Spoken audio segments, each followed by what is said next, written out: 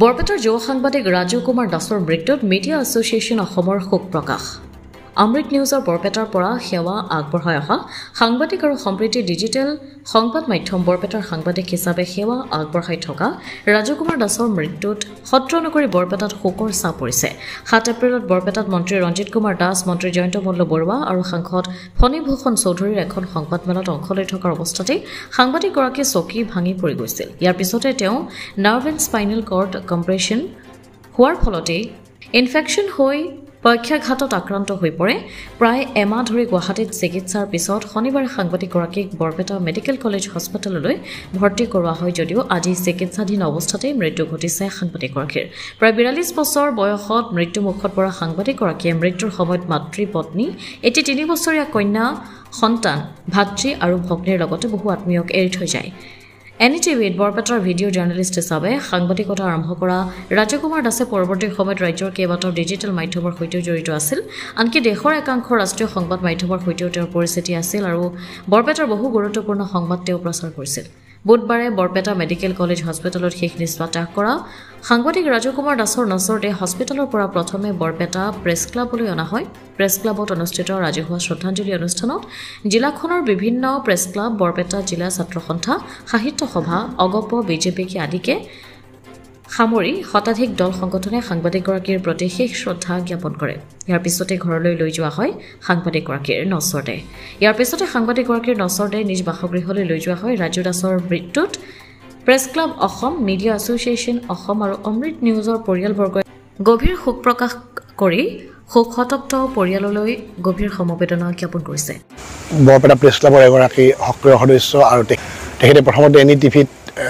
Camera person হিচাপে কাম কৰিছিল পৰৱৰ্তী সময়ত নিউজ টাইম অসম প্ৰথম খবৰ সত্য ইত্যাদি বিভিন্ন ছেটেলাইটে হওক বা বিভিন্ন ডিজিটেল মাধ্যমতে তেখেতে সাংবাদিকতা হিচাপে কাম কৰিছিল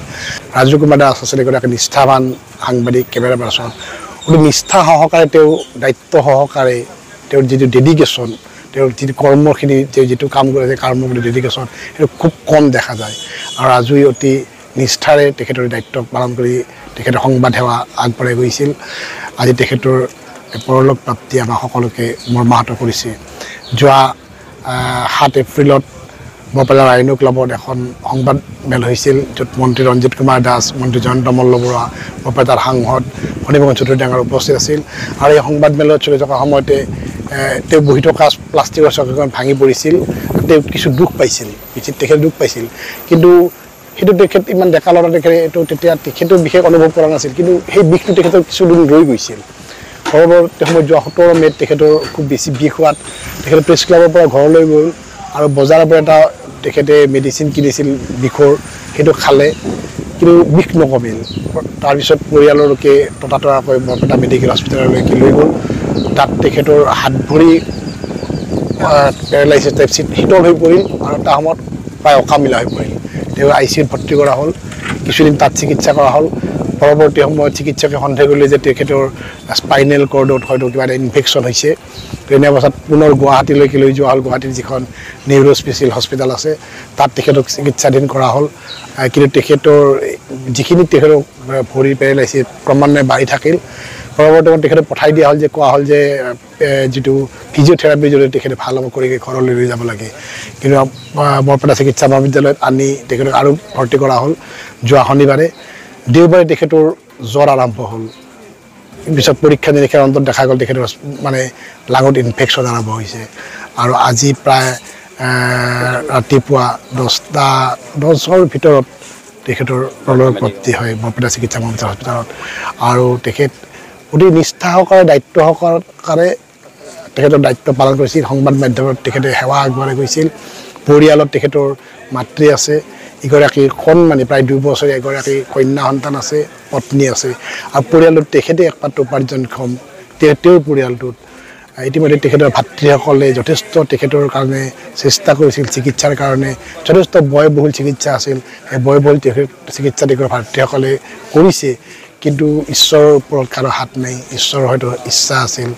গতিকে আৰু সেইকাৰণে আজি ৰাজু দাসে বৈকুণ্ঠলৈ গমন কৰিছে আমি সকলোৱে মৰ্মাহত হৈছোঁ ৰাজু দাসৰ আত্মাই বৈকুণ্ঠত স্থান পাওক চৰকাৰ ৰাজু দাসৰ পৰিয়াল এতিয়ালৈকে চৰকাৰৰ ফালৰ পৰা কোনো ধৰণৰ একো অনুদান লাভ কৰে বা চিকিৎসাৰ ক্ষেত্ৰতো অৱশ্যে আমি কেতিয়াও আগবাঢ়ি যাব পৰা অৱস্থাটো নাছিলোঁ কিন্তু এতিয়া পৰৱৰ্তী সময়ত আমি আশা কৰিম আমি চৰকাৰক দাবী কৰিম যে চৰকাৰৰ ফালৰ পৰা তেখেতৰ পৰিয়ালটোৰ কিবা এটা সংস্থাপনৰ কাৰণে যদি ব্যৱস্থা কৰে সেই আমি প্ৰেছ ক্লাবৰ পৰা বৰপেটা জিলাৰ সমূহ সাংবাদিকসকলৰ হৈ ৰাজ্য চৰকাৰৰ ওচৰত দাবী উত্থাপন কৰিছোঁ। চেঙাৰ পৰা ৰফিকুল হুছেইনৰ ৰিপৰ্ট, অমৃত নিউজ 24/7। অমৃত প্ৰবাহ অসমীয়া সাপ্তাহিক কাকতৰ ডিজিটেল সংস্কৰণ অমৃত নিউজ, সত্যৰ সন্ধানত অমৃত নিউজ।